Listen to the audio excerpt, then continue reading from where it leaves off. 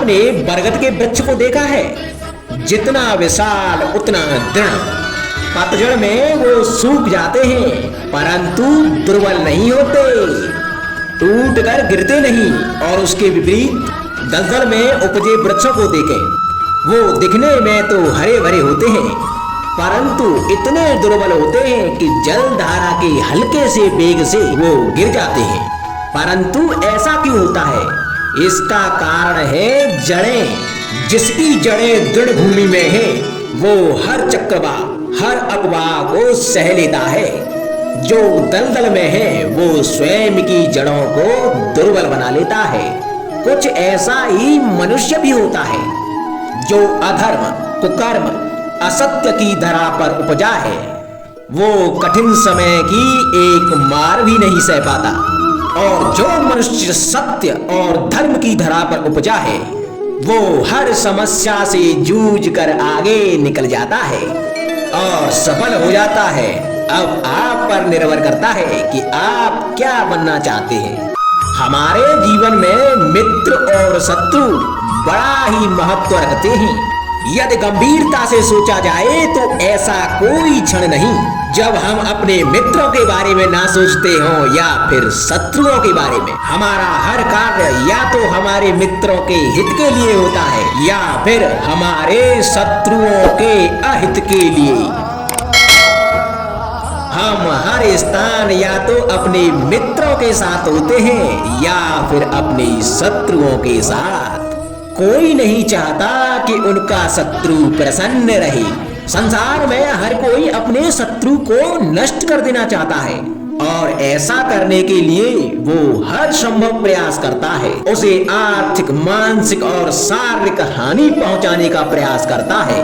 और यदि मैं आपको आज ऐसा मंत्र सिखाऊं जिससे आप अपने शत्रु को सदा के लिए नष्ट कर दे तो, और वो मंत्र है शत्रु को मित्र बनाना। अपने सभी शत्रुओं को अपना मित्र बना लीजिए और आपके सारे शत्रु स्वतः ही समाप्त हो जाएंगे। राधे राधे।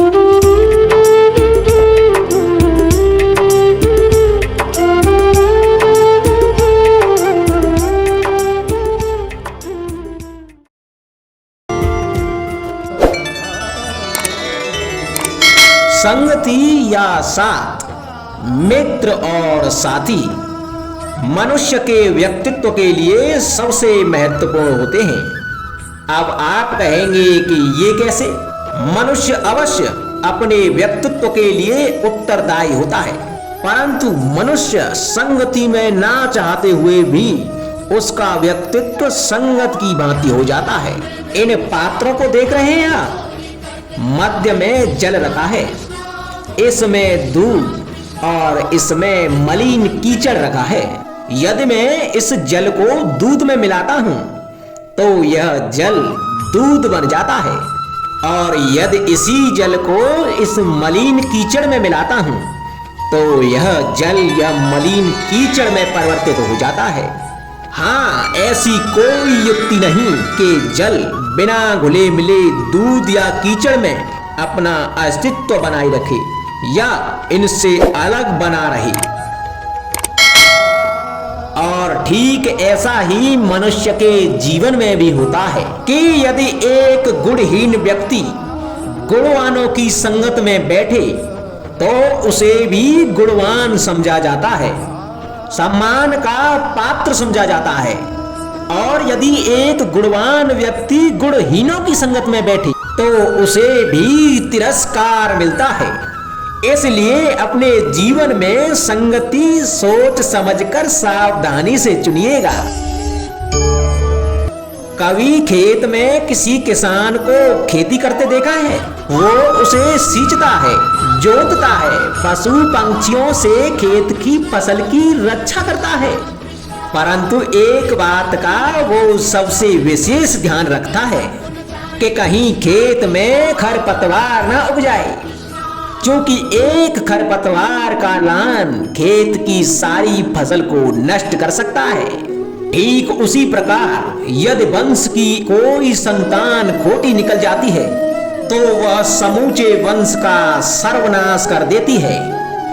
इसीलिए संतान के लालन पालन में ध्यान देना आवश्यक होता है, क्योंकि संतान वो फसल होती है जो वंश की आने वाली पीढ़ी को महान बना सकती है या फिर वंश का पतन भी कर सकती है। मनुष्य के जीवन में संतान का बहुत महत्व है। उस संतान के लिए वो कितने कष्ट सहता है, उसे पालता है, पोषता है, और यदि यही संतान उसके संताप का कारण बन जाए तो क्या ये उसका दोष है? अधिकतर ये दोष हमारे लालन पालन का होता है। बचपन में बालक के हठ को मानकर हमें आनंद की अनुभूति अवश्य होती है, परंतु धीरे धीरे अपने बालक के हठ को मानकर उसके हठ के दास हो जाते हैं। एक हड्डी उद्दंड और असंस्कारी संतान उस सूखे वृक्ष के समान होती है कि यदि उसमें आग लग जाए तो वो सारे वन को भस्म कर डालती है। और स्मरण रहे, जब उसमें अग्नि लगती है तो वह सबसे पहले स्वयं के घर को ही भस्म करती है। इसलिए जब आवश्यकता हो तो अपनी संतान के हठ का विरोध करें, उसे रोकें, क्योंकि समय रहते ऐसा ना किया गया तो भविष्य में इस समस्या के परिणाम गंभीर हो सकते हैं। प्रतिज्ञा, वचन, ये सब मनुष्य ने समाज को सही दिशा में रखने के लिए बनाए हैं। वो मनुष्य ही क्या जिसके जीवन में नियम ही ना हो, जिनका वो पालन ना करे, परंतु समय के साथ चलने के लिए नियमों को भी बदलना आवश्यक होता है, क्योंकि ये आज का समय ही तो है जो बीत जाने के बाद इतिहास बन जाएगा। यदि आवश्यकता पड़ने पर नियम और प्रतिज्ञा भंग न की जाए, समय की मांग के प्रतिरूप अपनी प्रतिक्रिया न बदली जाए, तो इतिहास हमें कभी क्षमा नहीं करेगा। आवश्यकता पड़ने पर आपकी तोड़ी हुई एक प्रतिज्ञा, एक बंधन कभी कभी पूरे मानव इतिहास को बड़े विनाश से बचा सकता है। इसलिए नियम, प्रतिज्ञा, वचन कुछ नहीं, कुछ है तो केवल समय, अर्थात जिसके अनुरूप चलने वाला ही सफल हो सकता है। कभी किसी पंछी को घोंसले की नींव बनाते देखा है? अथक परिश्रम करके तिनका तिनका बिटोर के वो पंछी अपना घर बनाता है, अपनी संतान के लिए एक सुरक्षित घर बनाता है।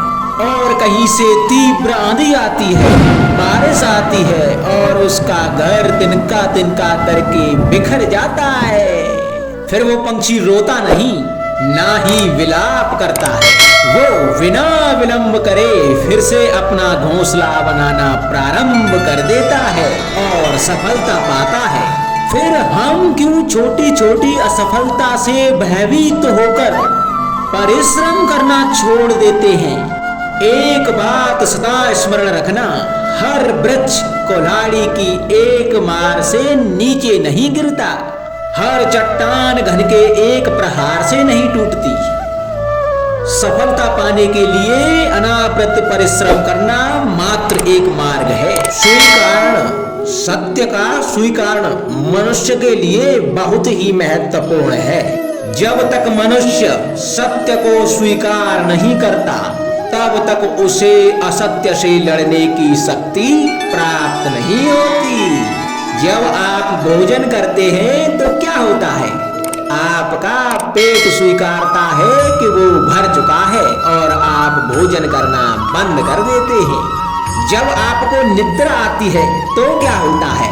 आपका मन स्वीकारता है कि आपका शरीर थक चुका है और उसे विश्राम की आवश्यकता है। उसी प्रकार जब आपको किसी व्यसंग को रोकना हो तो आपको स्वीकारना होता है कि बहुत हो चुका। चाहे वो लालच हो या मदिरा पान, उस व्यसंग का त्यागना तभी प्रारंभ होता है जब आप यह स्वीकार कर लेते हैं कि आप उस व्यसंग के बंधन हैं।